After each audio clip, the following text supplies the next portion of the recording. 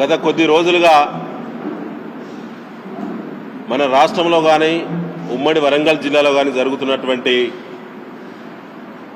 అనేక హత్యలు, మానభంగాలు, ఆత్మహత్యలు, అరాచకాలు ఒక వంతైతే విపక్ష కార్యకర్తల, ప్రతిపక్ష పార్టీల కార్యకర్తల పట్ల కూడా పోలీసుల వేధింపులు రెట్టింపైనాయి. ప్రజాప్రతినిధులను వారి గ్రామానికి సంబంధించో వారు ఒప్పుకున్నటువంటి హామీలకు సంబంధించో సోషల్ మీడియాలో పోస్టులు పెడితే కూడా థర్డ్ డిగ్రీ ప్రయోగిస్తున్నటువంటి పోలీస్ అధికారులు, పాలకులు, ఈ జిల్లా మంత్రులు, జిల్లా అధికార పార్టీ శాసనసభ్యులు ఒకసారి ఆత్మవిమర్శ చేసుకోవాలి. బీఆర్ఎస్ పార్టీ 10 ఏళ్ల అధికారం ఉన్నది. ఇలాంటి ఘటనలు ఎప్పుడు మీ పార్టీకి ఎప్పుడైనా ఎదురైనయా? ఈ విచిత్రమైనటువంటి పాలన ఎందుకు చేస్తున్నారో ఆత్మవిమర్శ చేసుకోవాలని చెప్పి అధికార పార్టీ నాయకులను మేము డిమాండ్ చేయడం జరుగుతూ ఉన్నది. నిన్న నుంచి గత 2-3 నెలల క్రింది వరకు జరిగినటువంటి ఘటనలు ఒకసారి సమీక్షిస్తే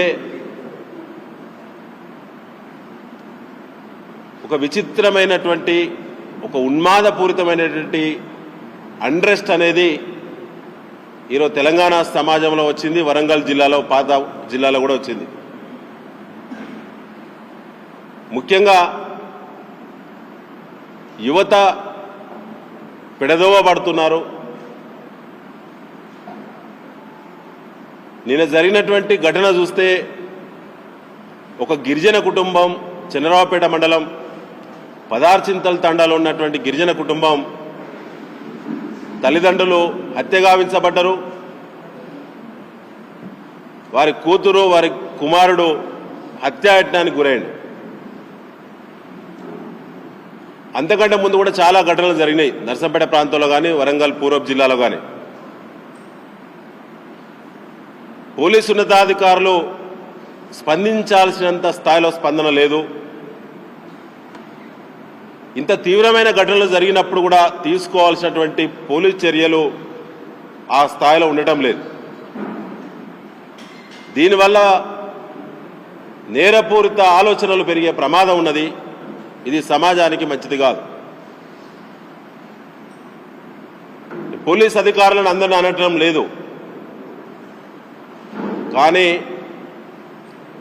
ఎవరెవరి ప్రాంతంలో లా అండ్ ఆర్డర్ ఫెయిల్ అయిందో సమీక్ష చేయాల్సినటువంటి బాధ్యులు హోంమంత్రి గారు. ఇలా హోంమంత్రి లేకపోవడం దురదృష్టకరం తెలంగాణ రాష్ట్రానికి. ఇంత పెద్ద law and order issue maintain చేయాల్సినటువంటి ప్రత్యేకమైన మంత్రి గారు ఉండాలి. అది సీఎం గారి దగ్గర, రేవంత్ రెడ్డి గారి దగ్గర శాఖ ఉన్నది. ఇలా రేవంత్ రెడ్డి గారు బాధ్యత వహించాల్సిన అవసరం ఉన్నది. మేము బీఆర్ఎస్ పార్టీ డిమాండ్ చేస్తూ ఉన్నాం. 16వ తేదీన సెక్రటరియట్లో సీఎం గారు రివ్యూ ఉన్నట్టు వార్తలు వచ్చినాయి. అధికారిక ప్రకటన ఇంతకుముందే వచ్చింది. 16వ తేదీ జిల్లా కలెక్టర్లు, సిపిలు, ఎస్పీలతో నిర్వహించేటువంటి సీఎం గారి సమీక్షలో ఇప్పటి వరకు లా అండ్ ఆర్డర్కు సంబంధించినటువంటి అంశాలు, ఎంత తీవ్రమైనటువంటి నేరాలు ఈ రాష్ట్రంలో జరిగినాయో, ముఖ్యంగా పూర్వపు వరంగల్ జిల్లాలో జరిగినాయో ప్రత్యేకమైన సమీక్ష చేయాలని చెప్పి బీఆర్ఎస్ పార్టీ డిమాండ్ చేస్తూ ఉంది.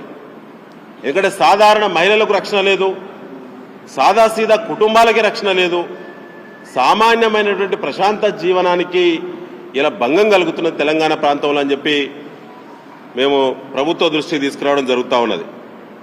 అసలు ఈ జిల్లాలో 2 మంత్రులు, కొండా సురేఖ గారు, సీతక్క గారు, 2 మంత్రులు ఉన్నారు.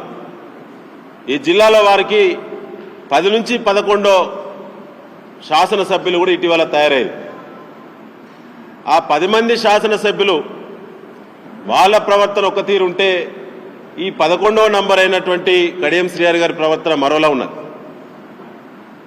ఇవాళ అధికార పార్టీ శాసనసభ్యులుగా చెలామనేటువంటి వారు ఎవరైతే ఉన్నారో మీ నియోజకవర్గాల ప్రజల యొక్క సమస్యల పట్ల మీకు చిత్తశుద్ధి ఉందా?